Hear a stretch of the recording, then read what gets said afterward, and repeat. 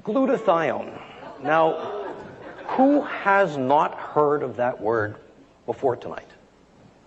There's still a lot of people raising your hands.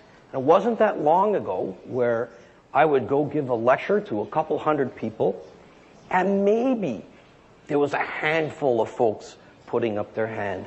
But I guarantee you this, that in the next 5 or 6 years, everybody will be using the word glutathione as commonly as you use the word antioxidant, as commonly as you use the word cholesterol. As of the present date, there's over 65,000 articles on glutathione. Every time I open up a medical journal, every time you open up a health magazine, you are going to hear about the glutathione. So get very used to that word. What is glutathione? It's a small little protein made up of 3 amino acids. And you all have glutathione in your body already. What does glutathione do? Well, when I speak to a medical audience, I'll have a PowerPoint presentation and show you 20 or 30 different things that glutathione does on an intracellular level. But tonight, if you can remember just 3 things, then we've done our job in educating you. And the way to remember the 3 things, the 3 most important things that glutathione does in your body, is to remember the word aid. A-I-D.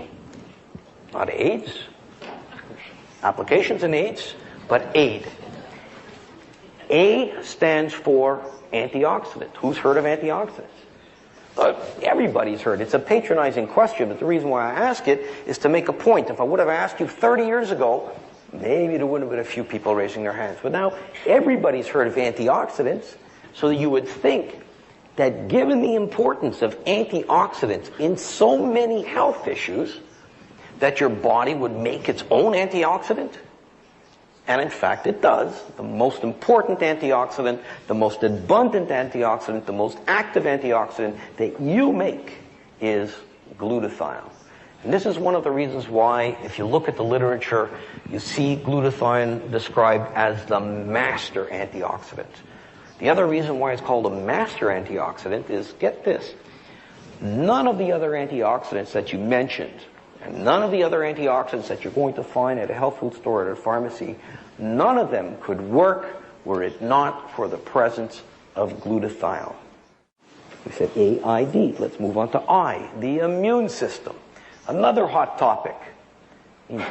Are you able to pick up a newspaper these days without reading something about the immune system? You're reading about Ebola, you're reading about West Nile, you're reading about the avian flu, you're reading about all these wonderful bugs that are making themselves into our population. Your immune system is set up to protect your body from anything that's not supposed to be in your body, what we call a foreign antigen.